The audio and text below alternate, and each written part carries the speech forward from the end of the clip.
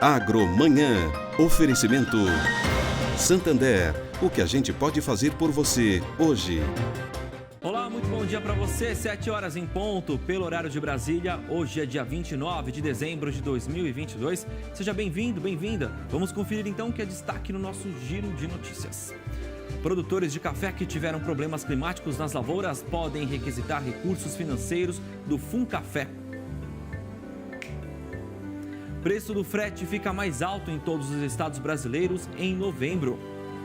Produção e o consumo de leite no Brasil devem fechar 2022 em queda. Setor de máquinas agrícolas busca alternativas eficientes para acompanhar novas tecnologias no campo. Apesar dos problemas enfrentados pelos produtores, para a SRB, a Sociedade Rural Brasileira, saldo de 2022 é positivo para o agro nacional. Emater do Distrito Federal instala fossas ecológicas em propriedades rurais que não têm acesso ao saneamento básico. Lula deve anunciar hoje novos nomes para a equipe ministerial. MDB confirma Jader Barbaro Filho e Renan Filho como ministros. Com isso, o partido terá 3 ministérios no futuro governo petista. Haddad anuncia mais 2 nomes para a futura equipe do Ministério da Fazenda. Tatiana Rosito cuidará de assuntos internacionais e Fernanda Santiago de assuntos jurídicos. Futuro ministro da Justiça, Flávio Dino, toma posse na próxima segunda-feira. Cerimônia será ao lado dos novos dirigentes das secretarias do Ministério da Justiça e Segurança Pública.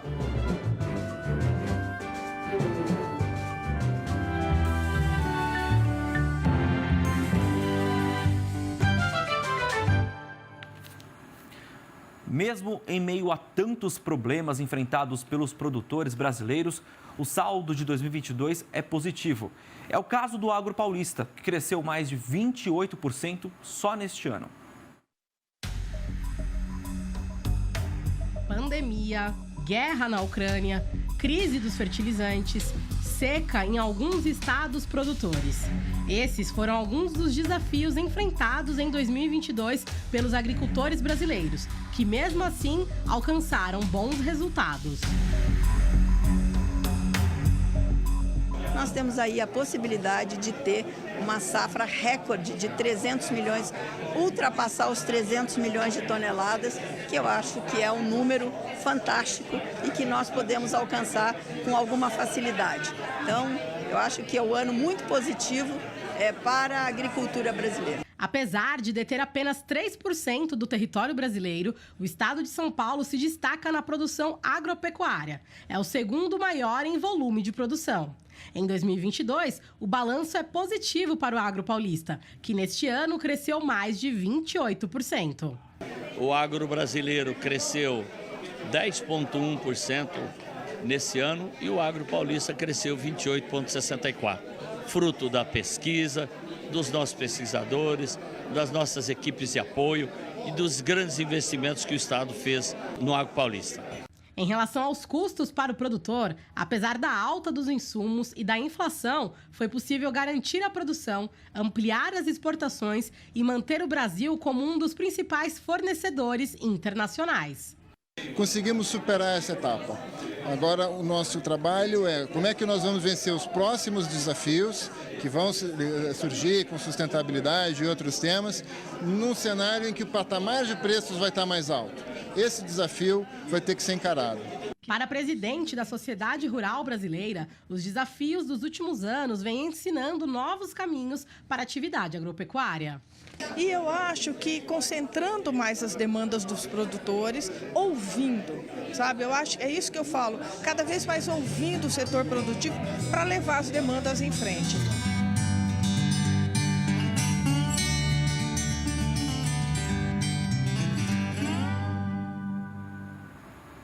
É o setor que mais cresce no Brasil.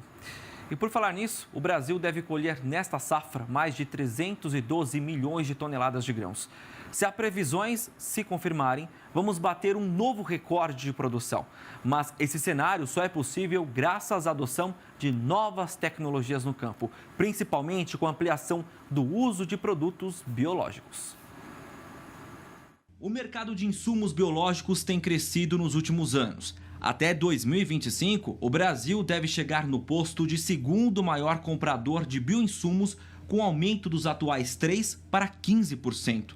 As indústrias investem 300 milhões de reais por ano nesse segmento. Essa mudança exige um manejo diferente tanto na lavoura quanto nos equipamentos.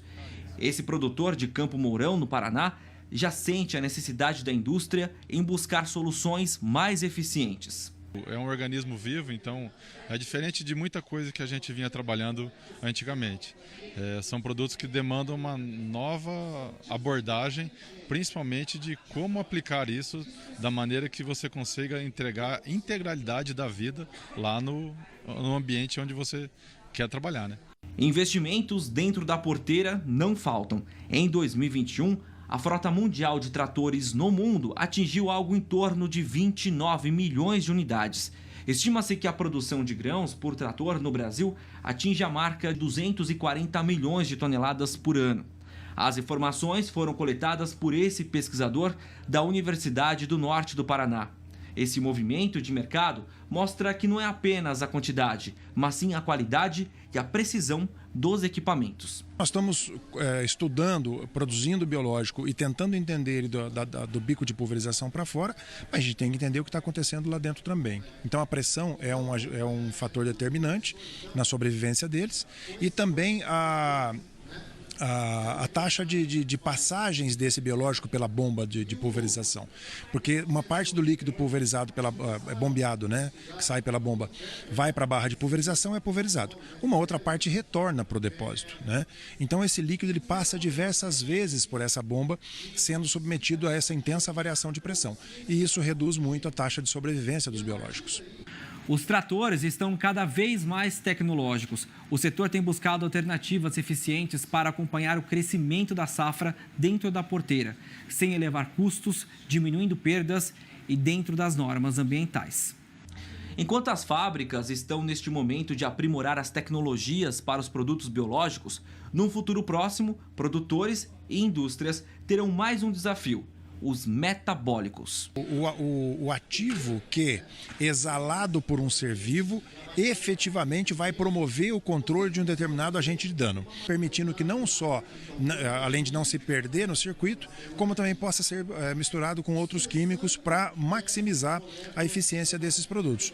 No entanto, a dúvida que nós ainda temos é para tentar entender quais desses biológicos poderão ser convertidos nesses metabólicos, que talvez, mesmo com tecnologia, não se consiga produzir metabólicos de todos eles. Então, ainda assim, provavelmente, continuaremos adotando alguns agentes biológicos, né, da forma como se usa hoje. Tá aí. Então vamos aguardar os metabólicos chegar no mercado. O preço do frete rodoviário de carga subiu em novembro em todos os estados. As informações são da Companhia Nacional de Abastecimento, a Conab. O boletim logístico da companhia aponta que no intervalo de um ano, os preços dos fretes subiram de 9% até 96%, como registrado entre Cristalina a São Simão, em Goiás. Segundo a companhia, em novembro, a demanda por fretes agrícolas foi enfraquecida por conta da entre-safra, mas há expectativa de um reaquecimento, melhor dizendo, do mercado a partir de janeiro do ano que vem. Na comparação com outubro deste ano, os preços mantiveram estabilidade com pequenas variações. Chegou o momento da nossa conexão com o Band News TV, 7h08. Vamos então ao vivo, lá direto da redação do Band News, conversar com Cássio Zillmann. Vamos então lá na nossa conexão, trazer as principais informações do agronegócio.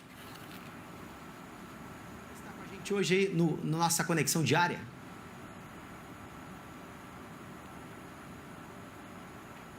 Pedro Costa, muito bom dia para você. O que você traz para a gente de destaque hoje?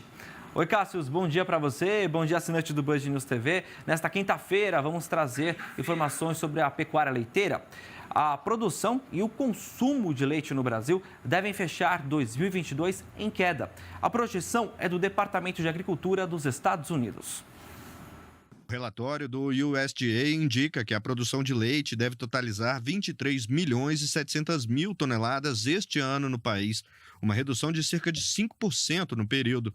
Já a produção de lácteos, como queijo e manteiga, também deve fechar o ano, com queda de até 5%. Em relação ao consumo de leite, o Departamento de Agricultura norte-americano estima que o Brasil vai registrar uma queda de 4% no ano. Mas, para o USDA, apesar de o setor continuar enfrentando desafios como os altos custos e as condições climáticas adversas, o setor deve se recuperar em 2023. Agora, uma boa notícia para o setor de grãos. O volume de embarque de milho em 2022 deve superar o volume exportado em 2021. Quem traz informações para a gente direto de Brasília é o Gabriel Estrela.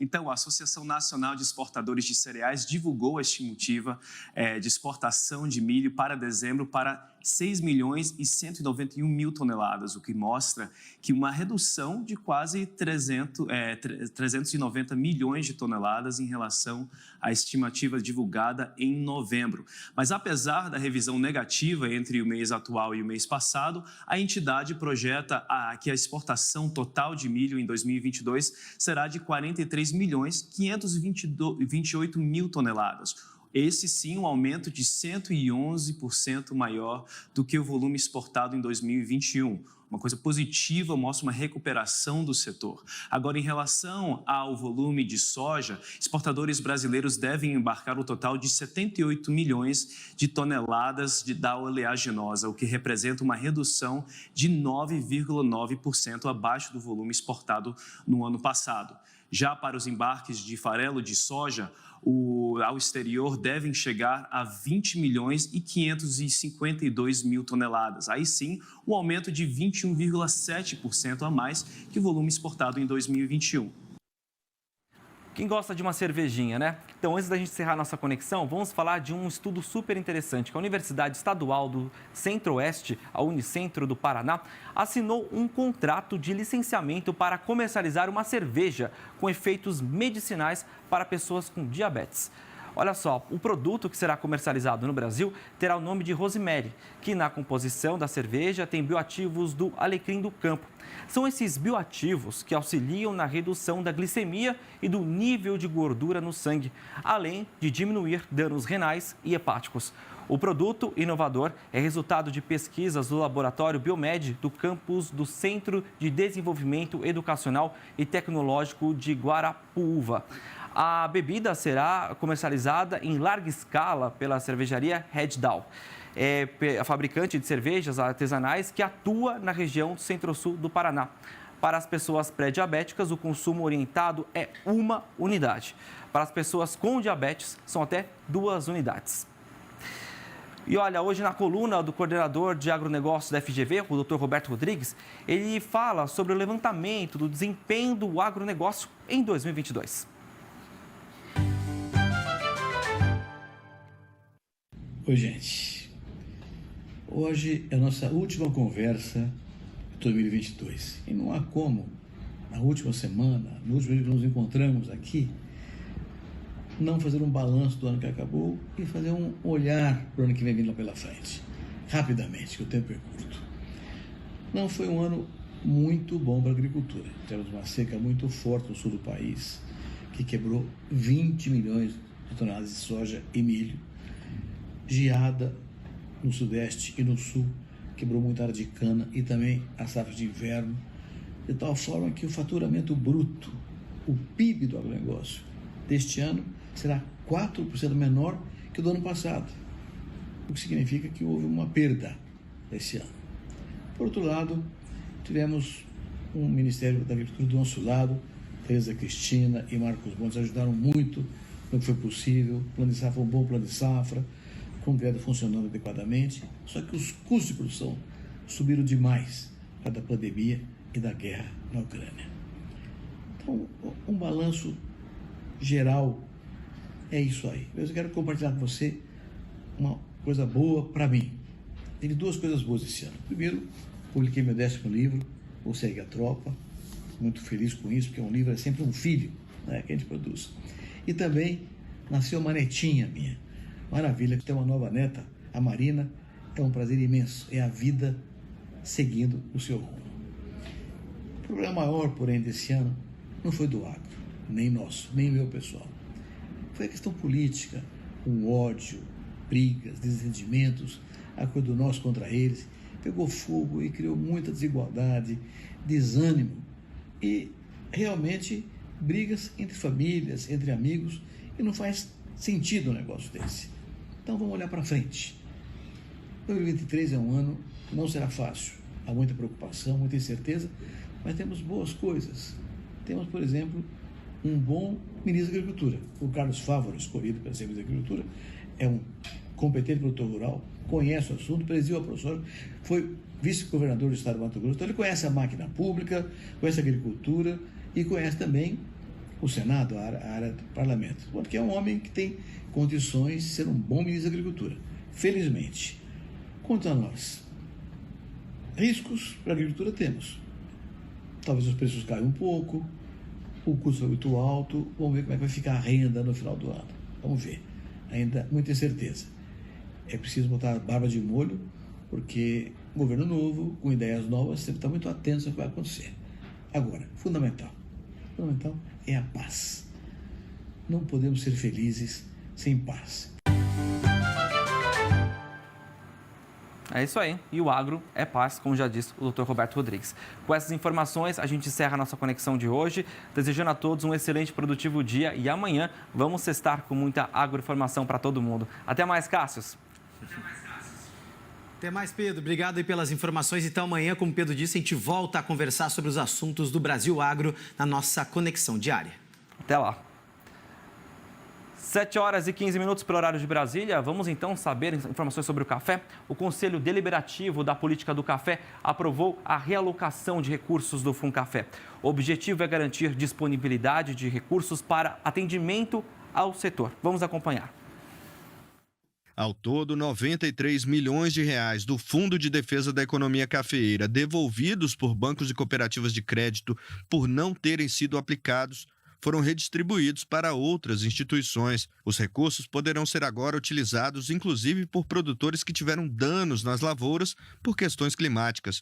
Segundo o Ministério da Agricultura, desse total, mais de 39 milhões de reais foram alocados na linha de financiamento para comercialização. Outros 40 milhões de reais para aquisição de café e cerca de 14 milhões de reais para a recuperação de cafezais danificados.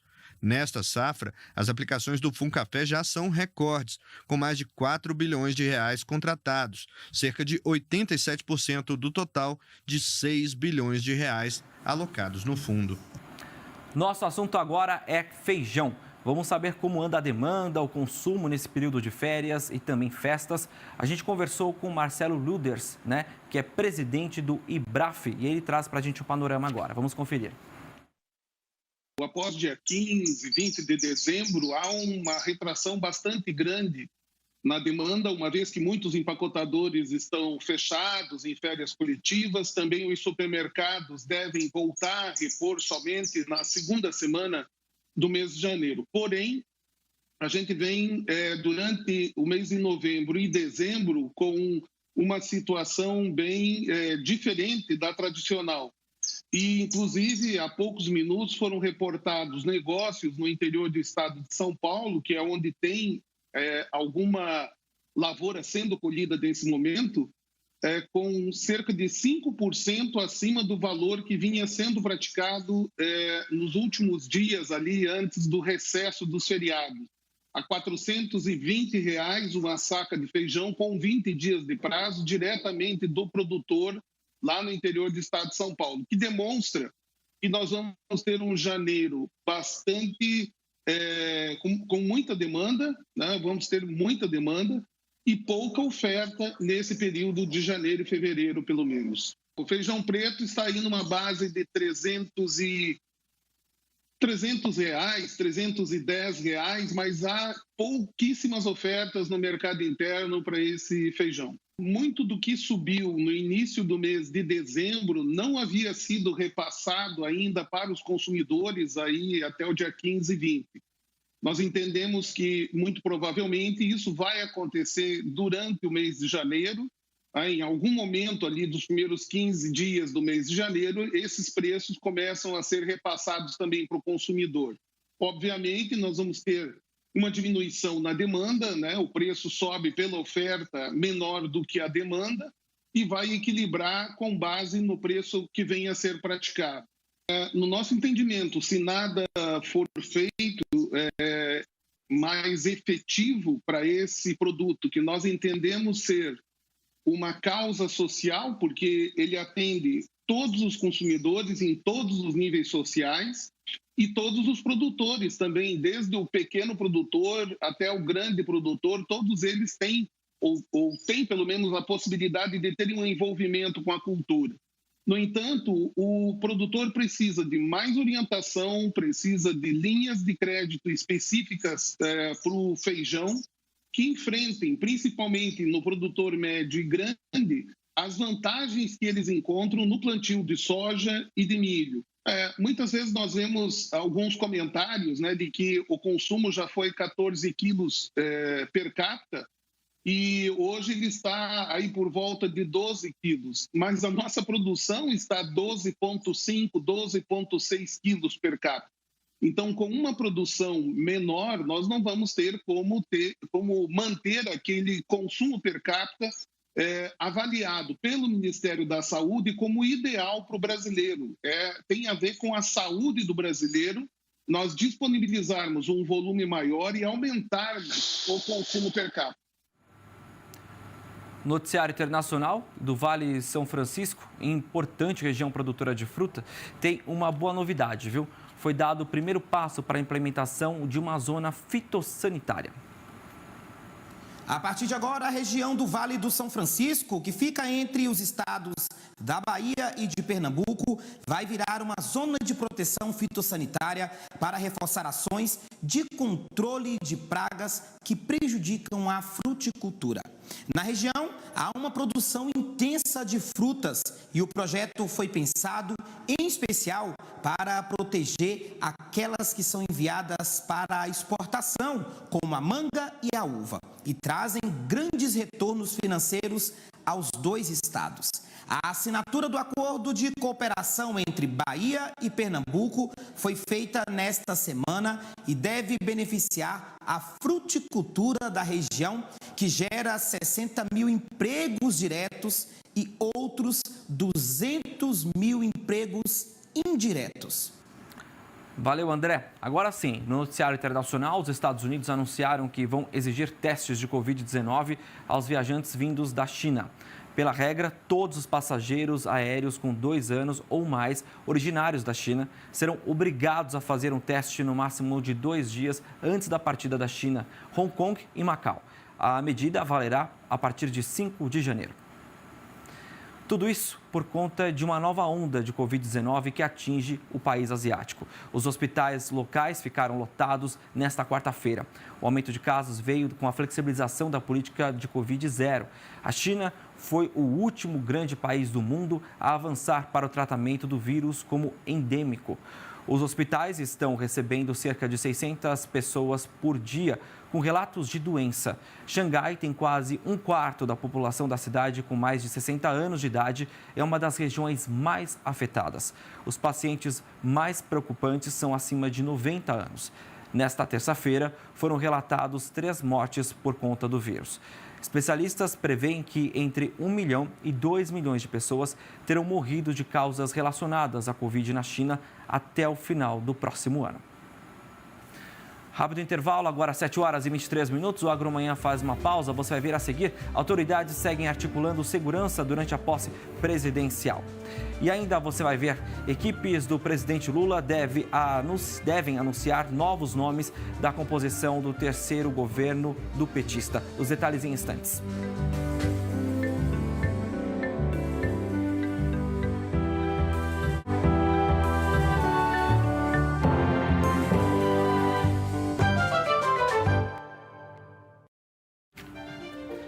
Já estamos de volta com a AgroManhã, com transmissão simultânea nos canais Terra Viva, AgroMais e também no nosso YouTube. 7 horas e 28 minutos. Para você que chegou agora, bem-vindo, bem-vinda. Vamos direto ao nosso giro de notícias. O Ministério da Justiça autoriza que Força Nacional reforce a segurança da posse de Lula.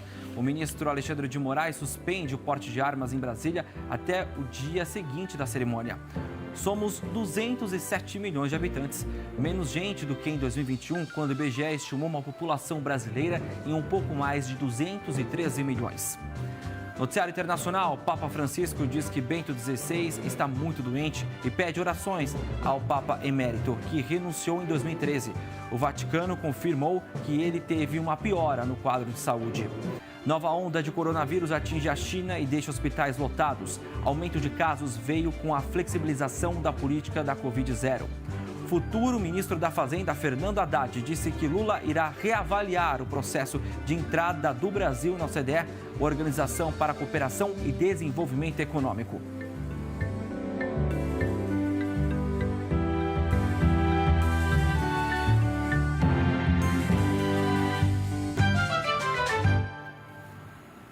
Não seria diferente, a gente abre este bloco destacando a política. O presidente eleito Lula fará um pronunciamento hoje às 11 horas da manhã. A expectativa é pelo anúncio de novos ministros do governo eleito. Vamos acompanhar na reportagem do Alex Guzmão. Logo pela manhã, caciques do MDB estiveram com Lula para apresentar os nomes da legenda à equipe ministerial. O ex-governador de Alagoas, Renan Filho, foi o indicado da bancada do Senado para os transportes. A indicação na Câmara levou em conta o maior número de deputados, no caso Pará, e bateu o martelo pelo nome de Jader Barbalho Filho para o Ministério das Cidades. Contando com Simone Tebet no planejamento, o MDB vai ocupar 3 postos na esplanada, o que gerou ciúmes em partidos como PSD e União Brasil. Em nome de uma base de apoio no Congresso, o presidente eleito deve ceder a essas pressões. No caso do PSD, já estavam acertados Carlos Fávaro na Agricultura e Alexandre Silveira para Minas e Energia. E agora vai ficar também com a Pesca, com a indicação da bancada da Câmara do deputado André de Paula. O União Brasil tem garantido o Ministério da Integração Nacional e as sinalizações também para Turismo e Comunicações,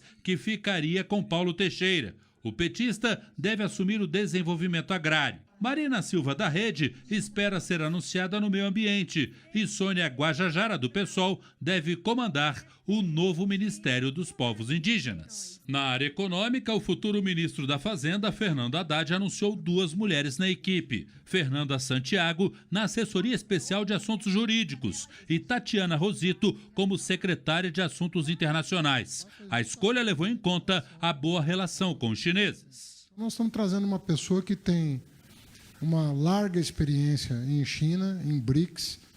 Repito, morou na China durante 10 anos.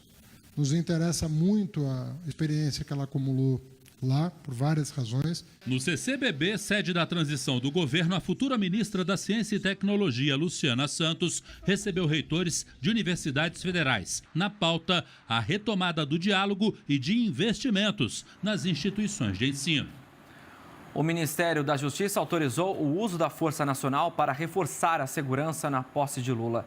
Também o ministro Alexandre de Moraes suspendeu o porte de armas em Brasília até o dia seguinte da cerimônia.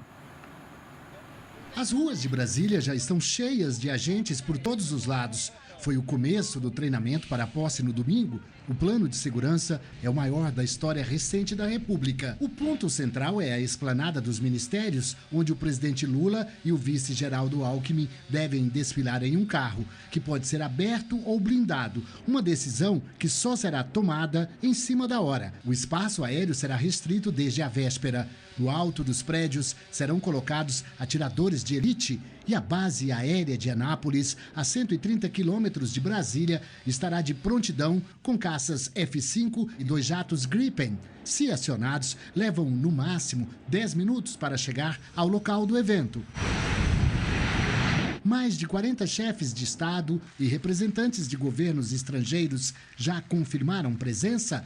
A Polícia Federal destacou 1.000 agentes para garantir a segurança do novo presidente e dos convidados. Além disso, o governador do Distrito Federal autorizou o uso de todo o efetivo da PM e da Polícia Civil, mais de 2.000 homens, e o ministro da Justiça anunciou o reforço de soldados da Força Nacional de Segurança. Várias barreiras serão montadas na esplanada com detectores de metal e cães farejadores. Por decisão do ministro Alexandre de Moraes, do Supremo, o porte de armas de fogo está proibido aqui no Distrito Federal de hoje até o dia 2 de janeiro. fevereiro, quando o esquema de segurança começará a ser desmontado. A medida foi tomada a pedido da equipe de transição do governo Lula. Mas o mistério ainda ronda a posse. Quem vai passar a faixa presidencial a Lula na rampa do Planalto?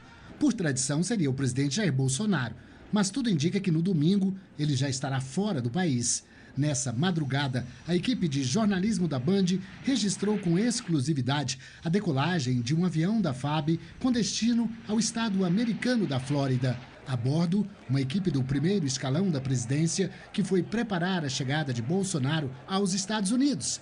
A previsão é que ele embarque até sexta-feira. Ainda não se sabe se a mulher Michele vai acompanhá-lo na viagem. Hamilton Mourão estará no Brasil e os presidentes do Senado, Rodrigo Pacheco, e da Câmara, Arthur Lira, já se disponibilizaram a colocar a faixa em Lula. A alternativa que ganha força é que pessoas representativas do povo façam a entrega simbólica, podendo ser inclusive uma criança. A decisão ficará a cargo da equipe de transição, com participação da futura primeira-dama, Janja, responsável pelo cerimonial da posse. O IBGE divulgou a prévia do censo de 2022. Somos 207 milhões de habitantes, um número menor que em 2021, quando o IBGE estimou a população brasileira em um pouco mais de 213 milhões. Pelos novos dados, encolhemos 2,6%. A explicação está exatamente no censo. Como não havia pesquisa desde 2010, o IBGE acredita que os números estavam superestimados e que agora, com a nova contagem, os dados se aproximam da realidade. O Supremo Tribunal Federal estendeu o prazo para o governo de São Paulo compensar as perdas com a redução do ICMS. A medida vale até abril do ano que vem.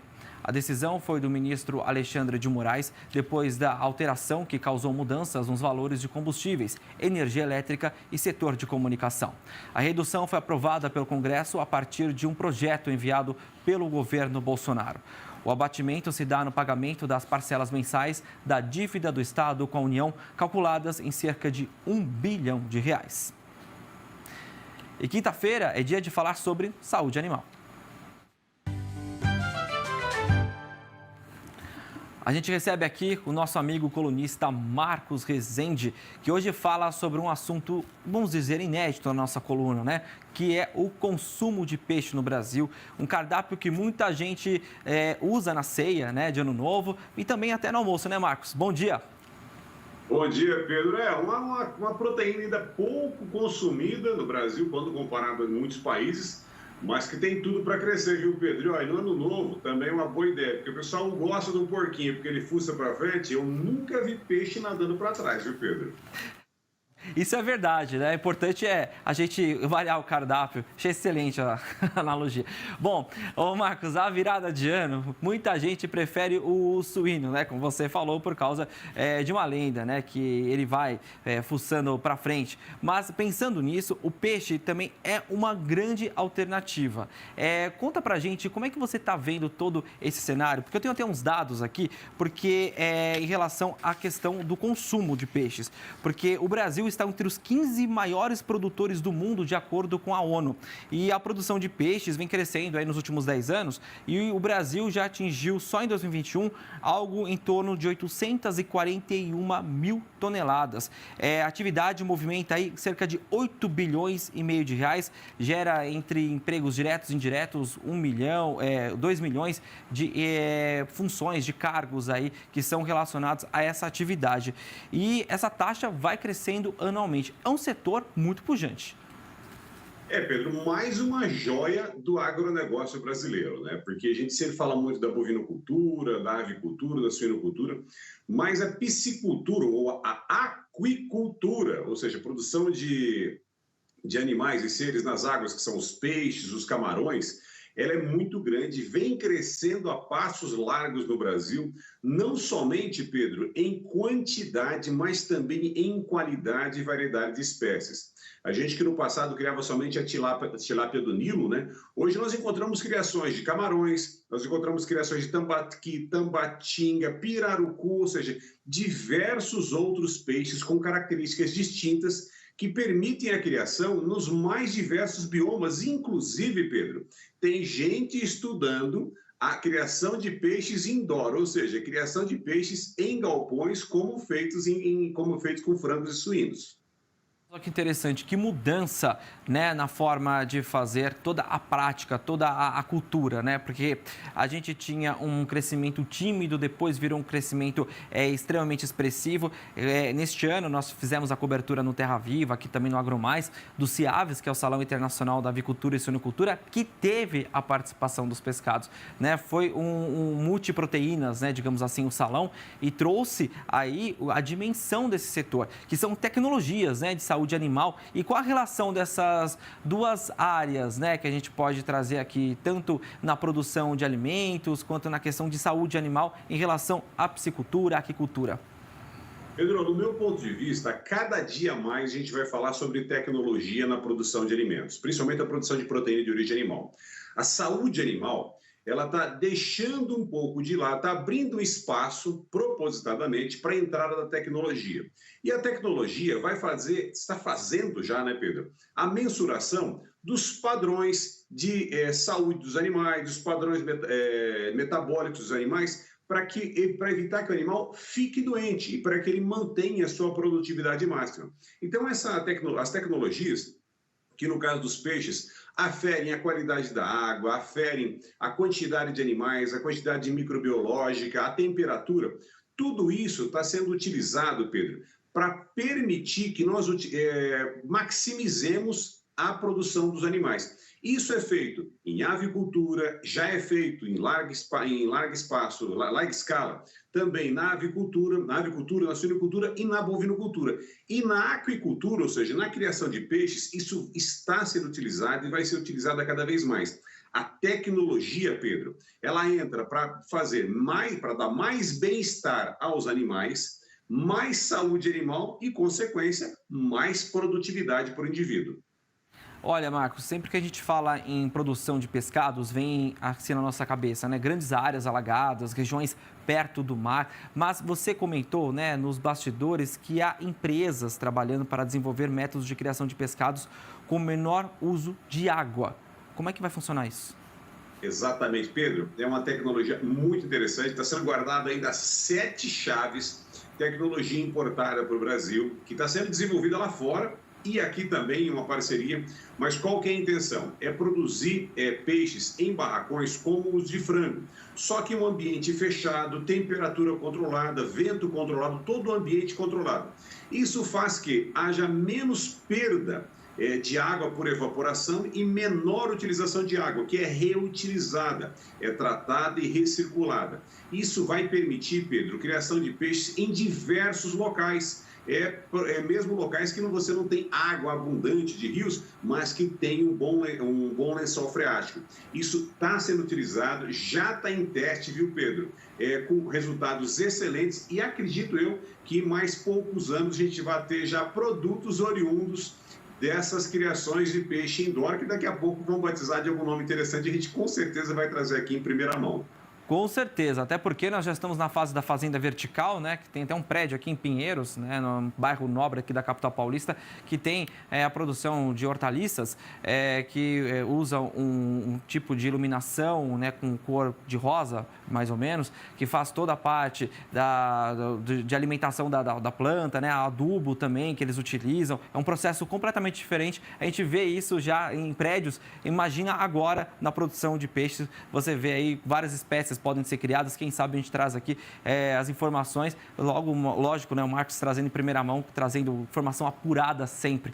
Agora, há pouco a gente fala sobre também saúde animal de peixes, como é que isso tem sido tratado? Tem vacinas, antibióticos, vermífugos para peixes também? Como é que é a aplicação? Como é que você traz para a gente desse setor que a gente fala pouco ainda, né, em relação à saúde animal, mas que deve ser explorado cada vez mais, ainda mais sabendo que temos aí um futuro tão brilhante a desbravar? Pedro, quando me falaram sobre vacinação de peixe, eu até enrolei, até baguncei meu cabelo, sabe? Os cabelos coçando a cabeça. Mas é verdade, Pedro. Os peixes, eles são vacinados 1 a 1 para diversas doenças, também para evitar algumas parasitoses antes de serem colocados para criação, para engorda. Então, a saúde dos peixes ela é tratada da mesma forma como é tratada a saúde dos frangos, a saúde dos suínos e dos bovinos. A diferença é o ambiente. Então, há necessidade de estruturas para que permita você retirar os peixes e fazer uma vacinação, fazer uma aplicação de antibióticos de maneira muito rápida. O antibiótico, em geral, sabe, eles são utilizados na água. Existem diversos produtos que são utilizados na água para evitar que os peixes fiquem doentes ou então para fazer um tratamento massal, ou seja, é o que a gente chama de quimioprofilaxia, ou então a metafilaxia, tudo isso é feito nesses animais. A vacinação, Pedro, é muito interessante porque existem máquinas de vacinar peixe. Os peixes, eles entram por um funil, uma espécie de uma calha, eles vão passando por ela e microagulhas vão vacinando esses animais. Algumas são feitas por pessoas muito bem treinadas, outras são feitas por máquinas absolutamente precisas que permitem que os peixes desenvolvam um sistema imune para determinadas doenças e se previnam, ou seja, não fiquem doentes contra daqueles patógenos para os quais eles foram vacinados. Ou seja, saúde animal, tecnologia, produtividade animal e um pouquinho de professor Pardal aí no meio, viu, Pedro? Porque a piscicultura está avançando a passos largos e esses inventores são muito bem-vindos. Aproveitando, né, a analogia que a gente fez no início, né, nadando, né, abraçadas, podemos dizer assim. E, de fato, a gente está vendo esse setor tão crescente, tão pujante e gerando muitos empregos, né? Há pouco falei sobre 1 milhão de empregos diretos, 2 milhões de empregos indiretos, dados aí que a gente tem da PeixeBR, que é a associação, digamos que é o guarda-chuva do setor, que traz aí novidades, né? Durante todo o ano a gente tem falado muito sobre isso. E dentro dessa piscicultura que a gente fala muito sobre as pessoas que estão assistindo a gente, que não são do campo, né, não são também do setor de piscicultura, estão em casa, que vão preparar a ceia até mesmo, ou o almoço de fim de ano, que mostra exatamente o que tem por trás de todo esse setor tão enriquecedor, tão importante para o nosso país. Inclusive, Marcos, a gente estava até conversando ontem, né, enquanto a gente estava costurando a pauta, sobre a produção até mesmo, que está avançando para pessoas que têm até uma certa alergia ou até mesmo uma intolerância ao comer pescados, né, ao comer produtos do mar, por exemplo, camarão. Pedro, eu sou um desses casos, viu, Pedro? Eu sou alérgico a determinados camarões. Mas já pensou, até você comentou, já pensou de que a gente conseguir um peixe a 2-2, um camarão a 2-2? Isso é bem possível, viu, Pedro? Porque a tecnologia da genética pode permitir que nós venhamos a evoluir produzindo determinados animais, determinados pescados que sejam livres de alguns agentes causadores de alergia. E aí nós poderemos ter, ou não a 2-2, vamos dar outro nome para ele, né? Mas com certeza um camarão menos alergênico àqueles que são alérgicos a camarão e outros animais a mais. Pedro, é importante a gente destacar que existem inúmeras espécies de pescados que são criados no Brasil, diversas maneiras de criar. E a evolução, ela está vindo a passos largos, como você disse, vindo de braçadas. Então, além da maneira de produzir, que tem evoluído e permitido que se crie diversas espécies do Brasil inteiro, também a tecnologia está evoluindo, permitindo que a gente produza o alimento de acordo com aquilo que se deseja. Então, é a junção de nutrição, de saúde, de engenharia genética e de muito trabalho dessa turma que está à frente da aquicultura no Brasil e no mundo. Porque a aquicultura no Brasil, a piscicultura no Brasil, ela não anda sozinha, viu, Pedro? Ela está muito ligada ao que acontece em outros países na vanguarda da piscicultura. Então, a gente vai ver muita evolução nos próximos anos aí nesse setor. Com certeza. Só lembrando para você, assinante do AgroMais, temos até um programa especial destinado ao setor, que é aquicultura e piscicultura. Olha lá no YouTube do AgroMais, tem muita informação legal também sobre este tema. Marcos, antes da gente se despedir, quero desejar a você um excelente e produtivo 2023. Muito obrigado durante a parceria neste ano de 2022. É enriquecedor ter as suas aulas aqui às quintas-feiras. Eu falo que é aula e é verdade. A gente é super fã do seu trabalho. Parabéns. E eu espero que a gente continue nesse ano aí de 2023 juntos para trazer informação e prestação de serviço ao nosso produtor, ao nosso pecuarista e piscicultor. Que assim seja, Pedro. Feliz 2023 para todos nós. Celebremos 2022 que passou, mas vamos trabalhar para o 2023 com muita saúde animal, muita produção animal e agora, Pedro, muita tecnologia também animal que está vindo por aí. Com certeza, um 2023 produtivo para todo mundo. Valeu, Marcos, um abraço para você e até ano que vem. Até lá, gente. Valeu. A gente continua falando sobre o setor, né, de proteína. A gente fala agora sobre a avicultura, que lá no Rio Grande do Sul vai lançar um aplicativo para melhorar a comunicação com produtores. Os detalhes o Felipe Gomes conta para a gente agora. O programa vai concentrar canais de comunicação, módulos de serviço e informações extras sobre o setor. Com o nome provisório de Avicultura RS On, a plataforma vai estar disponível a partir do dia 15 de fevereiro, quando será oficialmente apresentada a cadeia produtiva da avicultura gaúcha. No aplicativo, vai ser possível acessar notícias em tempo real, cenário e estatísticas, fornecedores credenciados, contato dos órgãos oficiais, eventos setoriais, além de publicações. E as principais entidades da avicultura do Rio Grande do Sul vão abastecer a plataforma com esses conteúdos. A avicultura gaúcha termina 2022 com destaque nas mídias digitais. O Instagram da Asgave registrou um alcance acima de 300 mil pessoas, um crescimento de 28,2% em 2022. E a mesma rede social do programa, Ovos RS, fechou o ano com um alcance acima de 306 mil pessoas, um aumento de 65%. 7 horas e 49 minutos pelo horário de Brasília. Vamos para o rápido intervalo. Na volta, você vai ver que o tempo seco e o clima quente podem ajudar na produção de mel lá no sul do país. E ainda um projeto Fazenda Pantaneira Sustentável da Embrapa tem aí a sua implementação ampliada. A gente mostra os detalhes para vocês em instantes aqui no Agromanhã.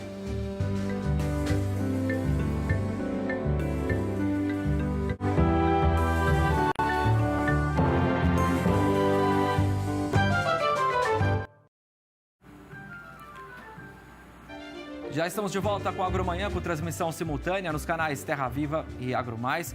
7 horas e 54 minutos. Para você que chegou agora, bem-vindo, bem-vinda. Vamos direto ao nosso último giro de notícias desta edição. O projeto da Embrapa Fazenda Pantaneira Sustentável será ampliado em 2023. Otimismo entre os produtores de espumantes do Brasil. A expectativa é de crescimento de 15% nas vendas. Chuva forte no interior paulista complica a passagem de veículos. Calor e tempo seco favorecem a produção de mel no sul do Brasil.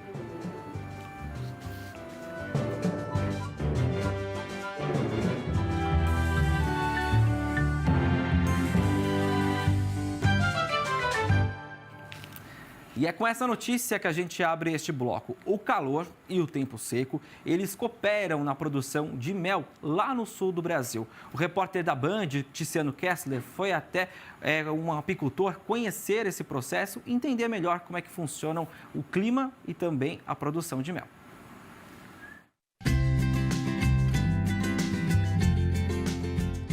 Tempo seco que assusta quem planta grãos é combustível para as abelhas produzirem mais mel. A jataí trabalha só acima de 25 graus, né? Ela só sai do ninho quando estiver quente. As 50 colmeias do Leonildo ficam em uma área de mata nativa. Por aqui, normalmente, as abelhas só produzem mel no outono. Mas com pouca chuva nos últimos meses, elas também garantiram o produto na primavera. Uma caixa dessa tem, em média, 60 mil abelhas e cada colmeia produz de 20 a 60 quilos de mel por ano. Com o tempo seco, os apicultores estão atentos ao espaço nos ninhos. É que as abelhas rainhas colocam mais ovos quando o cenário é favorável à produção do mel e tem mais operárias trabalhando. O número pode chegar a 2.000 por dia. Se acontece nesse período um momento chuvoso, aquele mel que elas já armazenaram, acontece que elas, sem poder coletar mais, elas vão ter que consumir o que está armazenado. E aí, com isso, diminui a produtividade do apicultor. Em 2021, o Brasil produziu 55 mil toneladas de mel, 40% na região sul. E como o clima ajudou, a expectativa é superar esta quantidade neste ano. Quando chove pouco, principalmente, ela faz o mel mais doce. O mel é o único produto da humanidade que tu guarda na prateleira in natura. E ele dura 4, 5 anos, não estraga, né? Um lugar especializado para deixar o pet na viagem de férias. Bom, tudo bem. Mas e hotéis de plantas? Que tal? Quem traz os detalhes para a gente é o repórter da Band, Igor Calian. Bom dia, minhas lindas, minhas queridas. Vim cuidar de vocês. Todos os dias, a dona Marisa cumprimenta e conversa com todas as hóspedes, uma por uma. Hortência, você tá maravilhosa. Vou adubar você hoje. Tá bom? Não, você aí de casa não entendeu errado. As plantas são as hóspedes por aqui. Esse espaço funciona como um hotel. É a saída para os donos das plantinhas que vão viajar e não tem quem cuide delas. Além dos cuidados básicos, com água, adubo, troca de vaso, o espaço também funciona como um hospital de plantas. Esse bonsai aqui, ela tava no vasinho aqui, assim, metade disso aqui. Toda amarrada e cheio de química, adubo químico, granulado. Aí eu falei, eu acho que eu até falei pra ela, não sei se eu vou conseguir. Só que agora começou a aparecer a folhinha, já tá tem vendo? um aqui, ó. pintando assim, aqui, ó. A Cristina, que vai viajar e só volta em janeiro, trouxe 2 árvores da felicidade pra cá. É que eu vou voltar e as plantas vão estar vivas. E eu tenho certeza que ela cuida muito bem, porque eu já deixei aqui outras vezes. Legal. Hoje você se vê sem deixar as plantas aqui ou não mais? Não. Ainda mais porque eu viajo bastante, né? Eu gosto de viajar. Então, já tem quem cuide, pelo menos quando eu viajo. Os preços da hospedagem variam. Tem vaso pequeno que fica aqui o mês todo, por R$15. Já para os maiores, o mês sai por R$40. O hotel tem mais de 200 vagas para flores, plantas e árvores. Nessa última semana do ano, a procura pelo serviço aumentou 30%. Bom para os clientes. E para Marisa? É uma terapia para mim. Nossa, todos os problemas que eu tenho, eu chego aqui, eu mexo, vou lá, pego a terra com a mão, misturo, assim. Depois, quando eu sinto que eu estou mais ou menos, eu venho cuidar delas. Muito gratificante. Que legal, né? Bacana, ainda traz um dinheirinho para ela, né? Olha, a gente tem falado aqui sobre as chuvas que atingem o sul de Minas Gerais, região produtora de café. A gente conversou com o pesquisador da Embrapa Café, André Dominguetti, sobre a situação lá na região e também o que os produtores podem fazer para amenizar aí as perdas em relação às chuvas.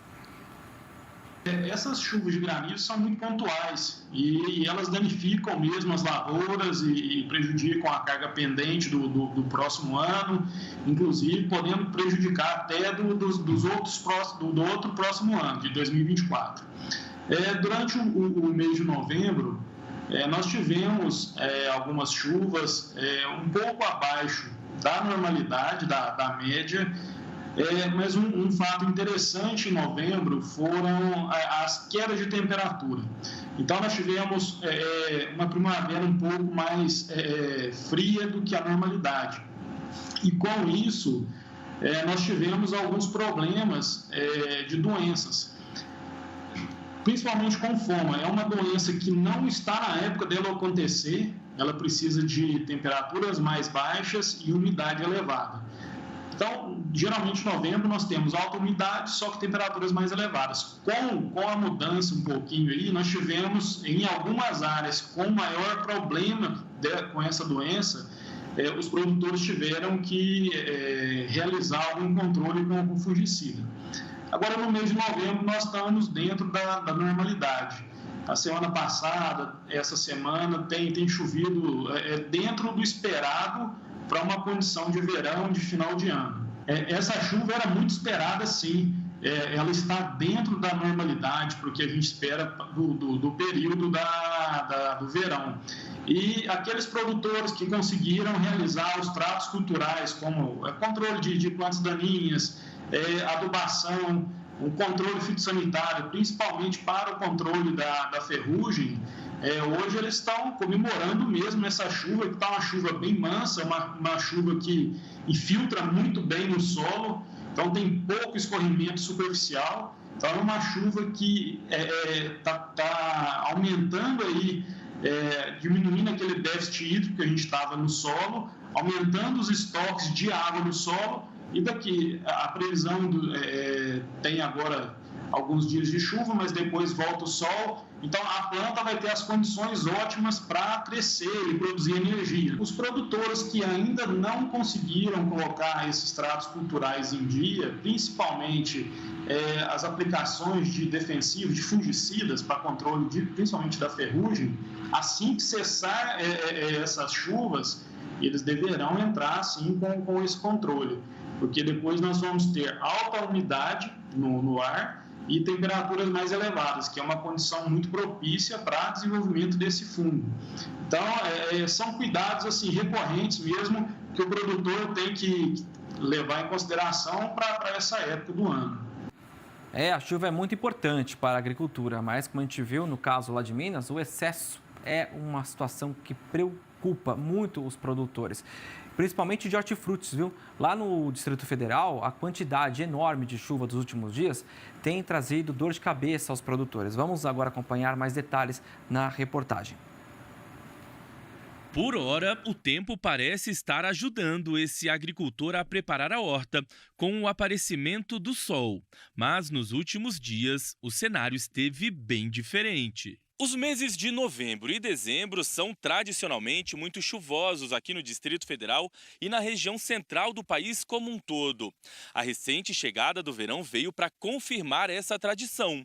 E em algumas áreas aqui do Distrito Federal já choveu o equivalente a 240 milímetros somente neste mês, período que demanda atenção redobrada dos produtores de hortaliças. Bom, as hortaliças em si são umas culturas que são frágeis, né? E elas são muito sensíveis a esse período de grande intensidade aí de chuva, né?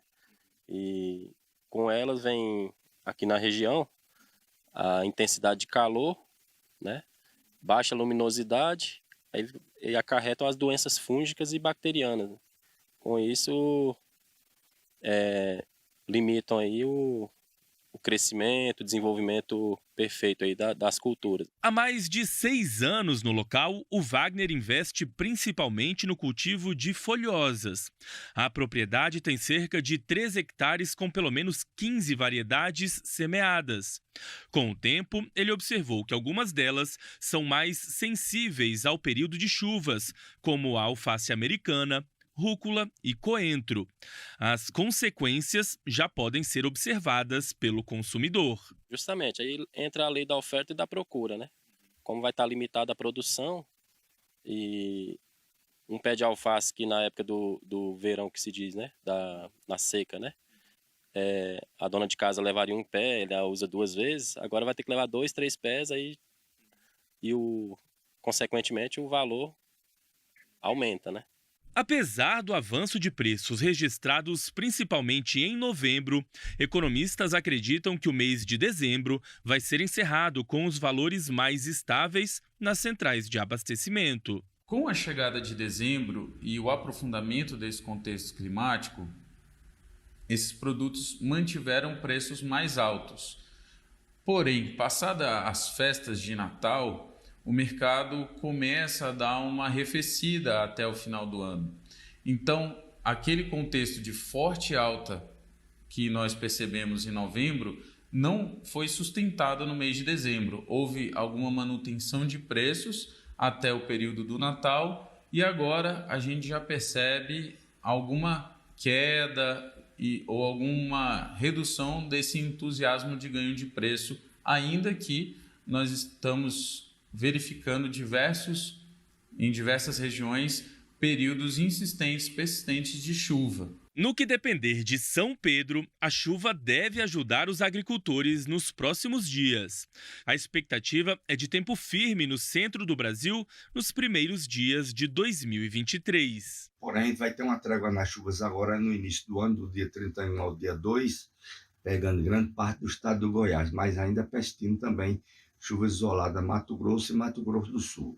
No período do dia 6 ao dia 9, que a gente vai ter uma condição mais geral de predomínio de sol no centro do Brasil, praticamente ficando sem chuva, algumas áreas com chuvas isoladas. Estão dando uma trégua nas chuvas aí nesse período. Enquanto isso, o Wagner e os produtores de hortaliças da região central do Brasil buscam alternativas para garantir o abastecimento do mercado. Como já é comum isso na região, né, nessa época do ano, a gente vai trabalhando da forma que dá, e o que a gente não consegue produzir, a gente vai tendo contato com outros produtores, e isso um vai ajudando o outro e mantendo aí o fornecimento de produto no mercado em geral, né? Chuva forte de granizo em Santa Catarina. Quem passava por essa estrada que nós temos as imagens agora, teve muita dificuldade para enfrentar as pedras de gelo. Olha só, os carros tiveram que parar no acostamento para evitar acidentes. Olha só as imagens que chegaram para a gente aqui, lá de Santa Catarina. Ainda na região sul, uma engenheira agrônoma do escritório municipal da Emater de Sananduva enviou um vídeo mostrando os estragos de uma chuva de granizo em algumas regiões do Rio Grande do Sul. As comunidades de São Domingos do Progresso e de São Francisco foram impactadas com o fenômeno que atingiu as áreas de cultivo de soja dos agricultores. Parte da produção estava em desenvolvimento vegetativo e outra já estava em floração. As perdas nas lavouras atingidas foram quase totais.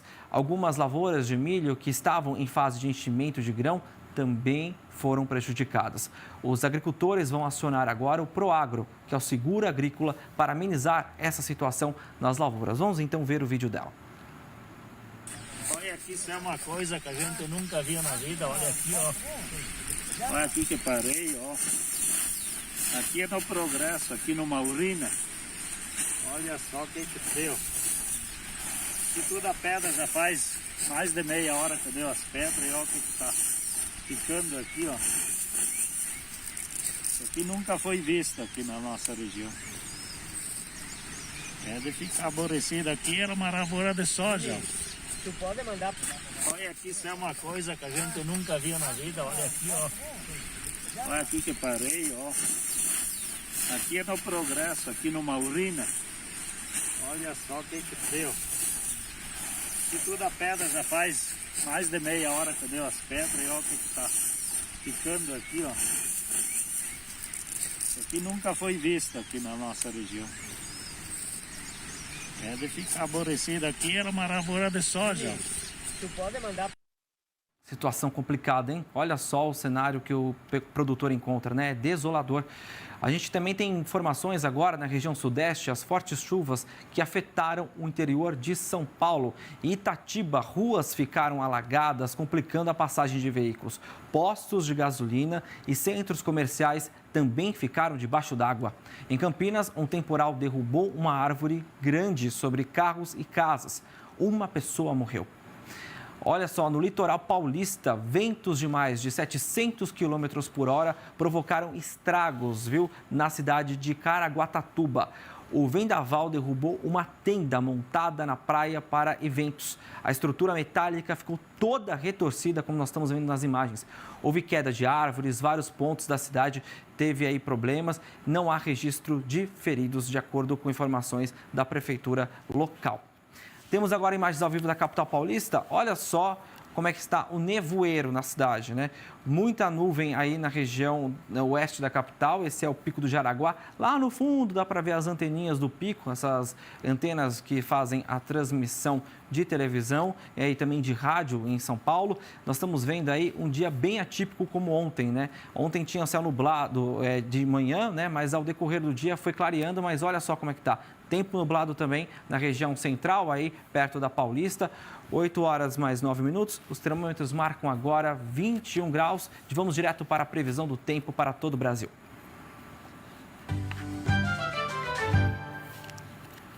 Karine Gama, bom dia para você. Seja bem-vinda. Bom dia, Pedro. Bom dia a todos. Tudo bom? Tudo certo. Bom, Carl, diferentemente de ontem, né? Hoje o tempo segue, parece que bem fechado. Ontem foi abrindo, quando a gente estava conversando, estava começando a abrir o tempo, mas agora parece estar fechado. E a gente também tem um volume maior de chuva no Brasil, né? E também em São Paulo, o maior que foi aqui na capital paulista, mais de 227 milímetros em 24 horas. Choveu muito ontem mesmo, essa madrugada inteira, a chuva, pelo menos ali na região onde eu moro, em Barueri, na zona oeste da capital, na região metropolitana, muita chuva. Isso é o que houve, né? O que aconteceu para isso acontecer?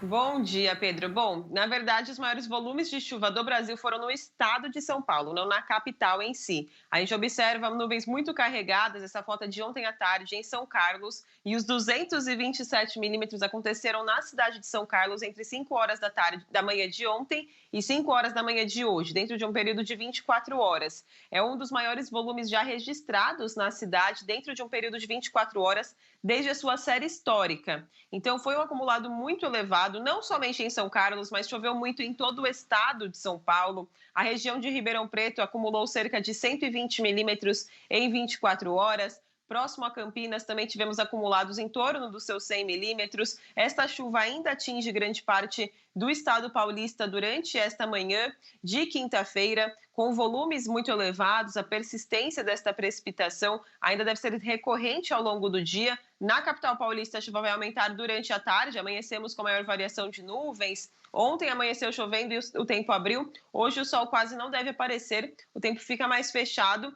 e ao longo da tarde a chuva ganha intensidade, Pedro. Realmente, em todo o estado a gente viu esse temporal, né, como você mesmo citou, né, há pouco falei sobre a cidade, mas isso foi em nacional. A gente teve até ventania ontem, né, no litoral paulista, a gente mostrou há pouco, os ventos aí de 70 km por hora em Caraguatatuba, da região do litoral. Até aproveito para fazer uma correção, há pouco disse o número 700, são 70 km por hora. Até desculpa aí o telespectador, acabei me atrapalhando na numeração.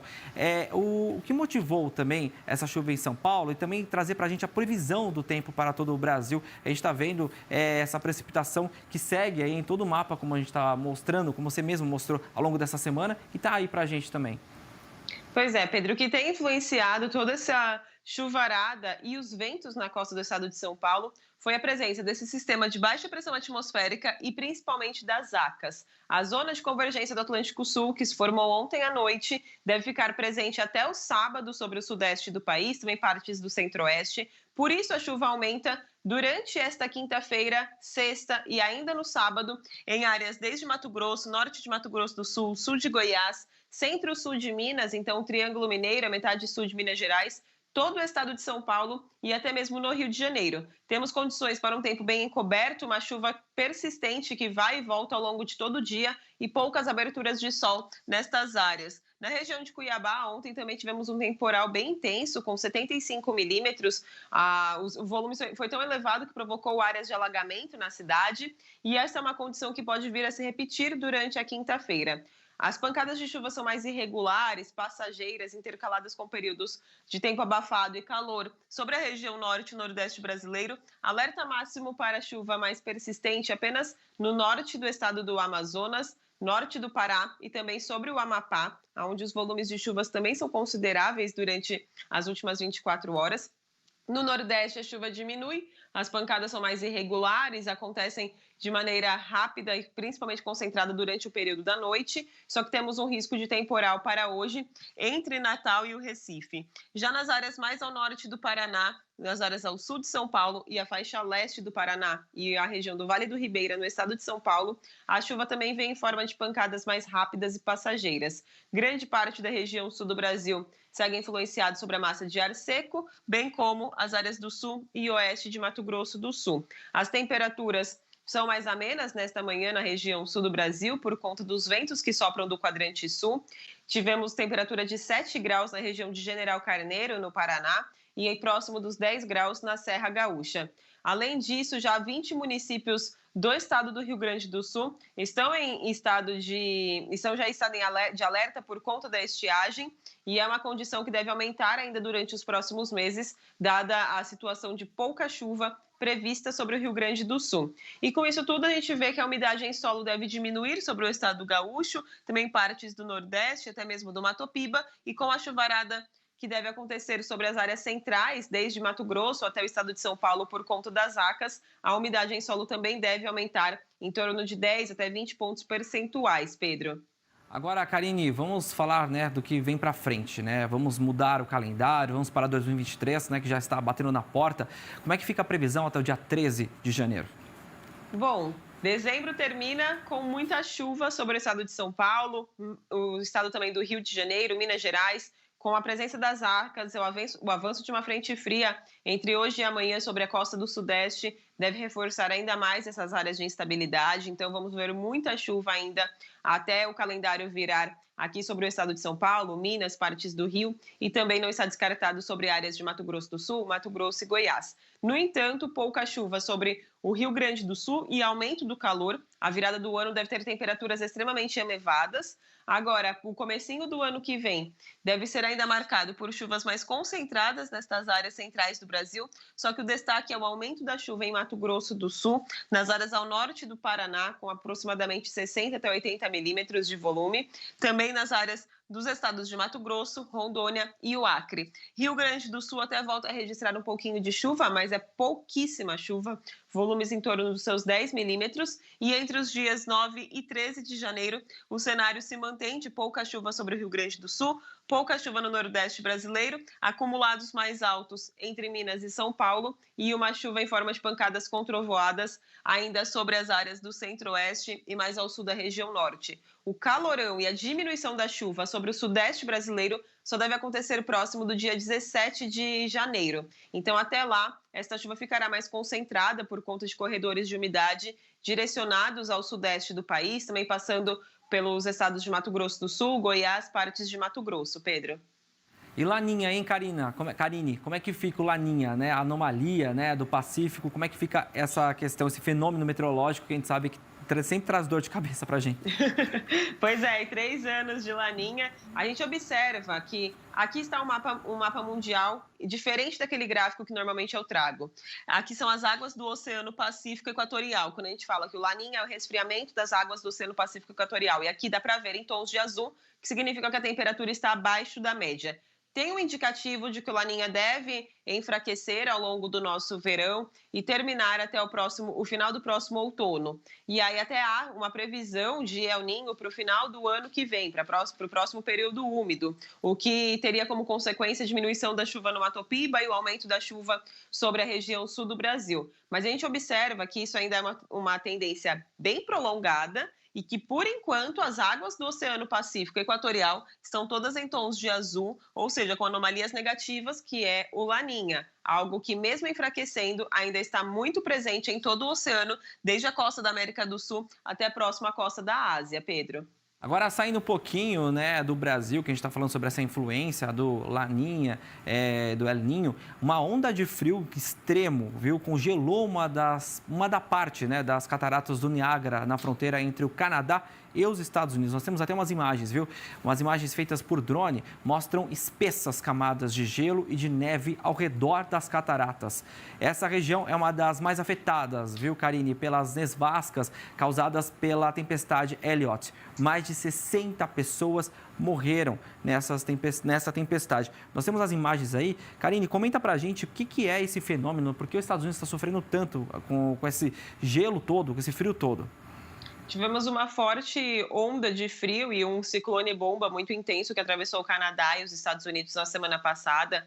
Despencou demais as temperaturas. A região de Denver, que é uma importante área produtora de gado de corte, registrou temperaturas de menos 30 graus, algo que não era observado há mais de 32 anos. Então foi uma situação bem atípica, todo esse frio no comecinho do inverno, que se alastrou por grande parte do meio oeste e norte também dos Estados Unidos. Agora a condição, Pedro, que até trouxe aqui, por isso que eu destaquei esse mapa, que até entre os dias 31 e 4 de janeiro a gente tem já um aumento das temperaturas. Esses tons mais alaranjados, avermelhados, indicam que as temperaturas devem ficar um pouquinho acima da média para o período. Não vai fazer calor, nada disso. Ainda segue muito frio, eles estão no inverno, as pessoas estão preparadas para o inverno, só que agora a condição é o oposto, não é de temperaturas tão negativas, e sim de temperaturas dentro da média, até mesmo um pouquinho acima da média, uma situação de melhoria nesse comecinho do ano lá para os Estados Unidos, e a gente até viu em algumas reportagens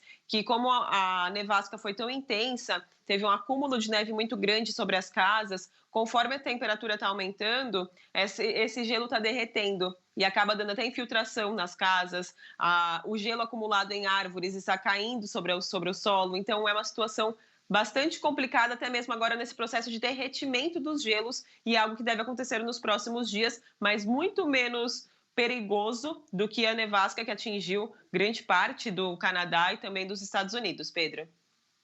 anos a gente vê isso, né? Ceifou aí a vida de 60 pessoas, é uma situação muito complicada que a gente, 60 pessoas mesmo, que morreram aí nessa região nos Estados Unidos, também lá no Canadá. E como você disse, o derretimento é a pior parte agora. A gente acha lindo a neve, mas só quem convive sabe o problema que é. Vamos voltar para o Brasil então, vamos falar de notícia boa, falar do alerta favorável, a boa notícia da previsão do tempo para o nosso produtor rural. É um lugar que eu tenho certeza que nunca vai nevar. Vamos lá, Rondônia. Nunca vai nevar. Pelo menos essa parte da previsão é fácil, né?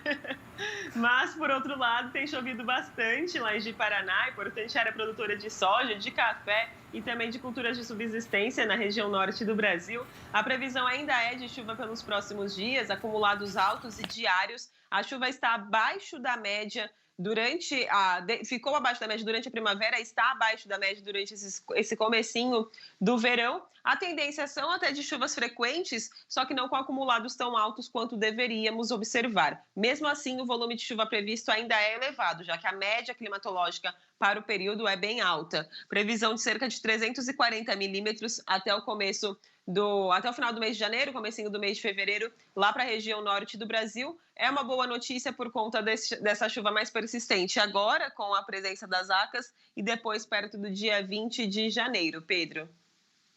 Karine, obrigado pelas suas informações, trazendo notícias nacionais e até internacionais, principalmente para o pessoal que acompanha a gente pela internet. Carlos, obrigado. Amanhã eu conto com você de novo. Até amanhã. Um ótimo dia para você. Valeu, para todos nós.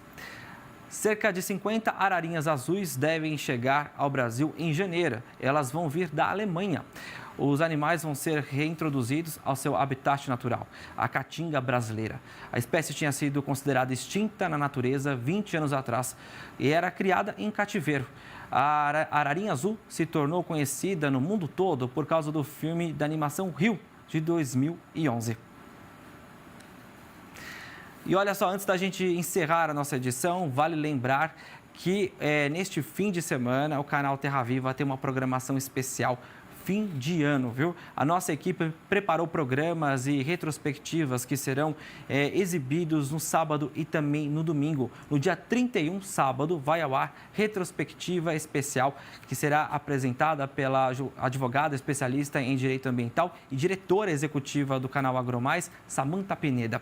E no domingo, dia 1º de janeiro, às 8h30 da noite, teremos o Cial Paris, Mundo de Oportunidades para o Agro Brasileiro, apresentado pela jornalista Renata Marão.